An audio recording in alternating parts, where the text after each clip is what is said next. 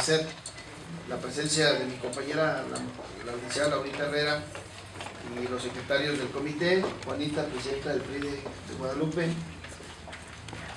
hoy de Zacatecas, obviamente está Paco, el exregidor del ayuntamiento. Agradecer pues la presencia básicamente de todos ustedes. Luego de que en la Cámara de Diputados del Congreso de la Unión tuviera lugar la aprobación de la iniciativa de la reforma hacendaria, esta, más que crear nuevos impuestos,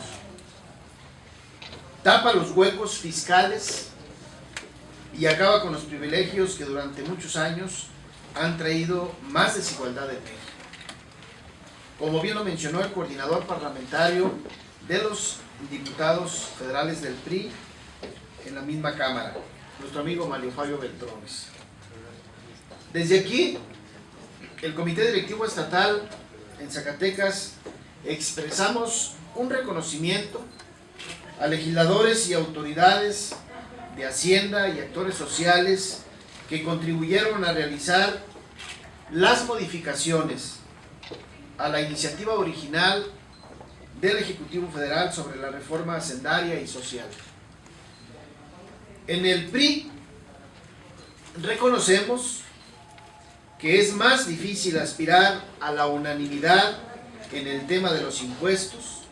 No obstante, se intenta cumplir con el propósito de transformar la recaudación fiscal en recursos para reducir la pobreza, para reducir la desigualdad.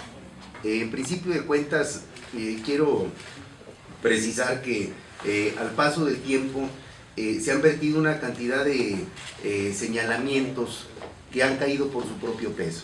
Y señalo, no algo nuevo, se ha hablado desde hace tiempo que el PRI quería privatizar el seguro social, que el PRI quería privatizar la educación, que el PRI quería privatizar Pemex, que el PRI quería aplicar IVA en alimentos y medicinas. Todos estos señalamientos, pues ustedes se han dado cuenta que han sido más bien señalamientos de carácter mediático. El espíritu de esta reforma hacendaria ha sido en efecto una reforma hacendaria con carácter social, el tener la oportunidad y el compromiso de establecer a rango constitucional dos derechos que me parecen fundamentales, como es el de la pensión universal y el seguro de desempleo. Creo que hablan bien del compromiso que les menciono. Adicionalmente, yo quiero decirles que hubo también toda la disposición de los legisladores, ahí sí no nada más del PRI, sino de todas las expresiones políticas, para atender las preocupaciones que había en torno a lo que se presentó originalmente. No nada más en la Comisión de Hacienda, de la cual formo parte, no nada más en la Comisión de Economía, de la cual formo parte, sino invitaciones que recibimos varios legisladores de participar y de escuchar a los organismos, a las cámaras, a los colegios aquí en el estado de Zacatecas. Pudimos palpar cuál era el sentir respecto a esta iniciativa. Y bueno, déjenme les platico que de la propuesta original se modificaron alrededor de 120 artículos, bueno, más que artículos,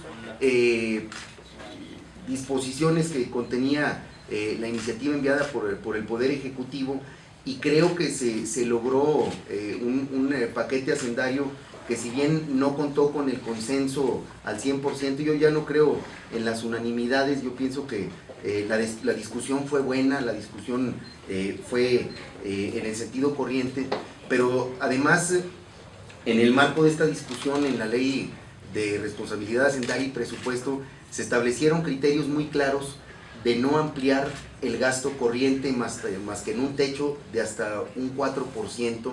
El tema del déficit fiscal, que creo que es importante que lo mencionemos, es un déficit fiscal con carácter estrictamente temporal, no es una apuesta a que se mantenga esto como una política pública, pero creo que es muy importante que tengan ustedes el elemento de juicio para saber que en el 2009 el gobierno federal que estaba entonces, aún y a sabiendas de que la economía global sí se estaba desacelerando. En el caso del 2013 no estamos viendo una desaceleración, pero tampoco estamos viendo un crecimiento.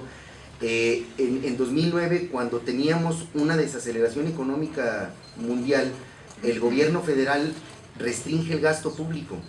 ¿Cuál fue el resultado? Pues que tuvimos una caída del PIB del 6.5%. Ahora se toma una medida responsable en el sentido de quererle apostar al gasto de gobierno, a la inversión en infraestructura para detonar el consumo interno. Y en ese sentido, este déficit fiscal que está proponiendo el gobierno federal, que les insisto es de carácter temporal, ahí sí tiene la prohibición expresa de que se utilice un solo peso del déficit fiscal en gasto corriente. Todo ese recurso de déficit fiscal va a ir al gasto en infraestructura. Y también, para dejarles como elemento de juicio, el promedio de déficit fiscal en el mundo para 2014 se estima en 3.6% del PIB. Nosotros vamos por el 1.5%, pero es un tema que no nada más es de las economías desarrolladas, sino también de las emergentes. Estados Unidos trae proyectado un déficit fiscal del 5.8% de su Producto Interno Bruto, Francia del 4%, Sudáfrica, por ejemplo, trae 4.8%, la India, que es una economía grande, hasta del 8.5% del Producto Interno Bruto. Entonces, se está tomando una medida de carácter netamente preventivo, pero les insisto, con mucha responsabilidad. Son algunos de los elementos que traemos, y ahora, como bien lo mencionaba el presidente del partido, la apuesta viene por el lado del presupuesto de egresos de la Federación, donde el gasto en educación va a ser mayor, donde el gasto en infraestructura carretera va a ser importante, donde el gasto en infraestructura de salud va a ser importante. Tendremos beneficios, por ejemplo, que ya no nada más va a ser una cuestión para que luego nadie de los legisladores nos colguemos medallitas, ya va a ser una cuestión recurrente. Por ejemplo, en el 2014 la Universidad Autónoma de Zacatecas recibirá 150 millones de pesos adicionales a los que recibió en el 2013, pero también con una plática que sostuvimos el otro día los legisladores y el gobernador con el rector, en el sentido de prever qué es lo que necesitamos hacer con la Universidad Autónoma de Zacatecas para no estar en este tema luego de que se tienen adeudos con el ISSSTE, con el SAR y con el FOBISSTE, sino un tema de compromiso de largo plazo.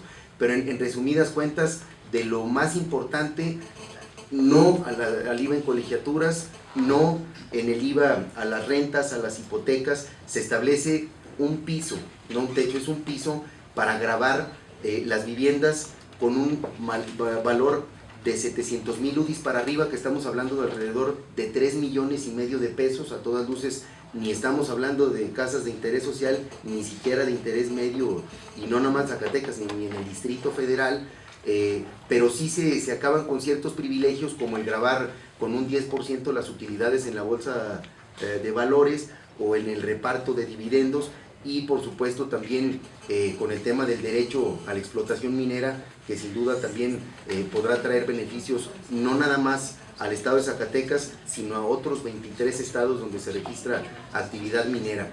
Por supuesto, son algunos de los elementos que queremos destacar esta mañana en el tema de la reforma hacendaria, pero por supuesto más adelante estaremos con mucho gusto teniendo algunas de sus inquietudes.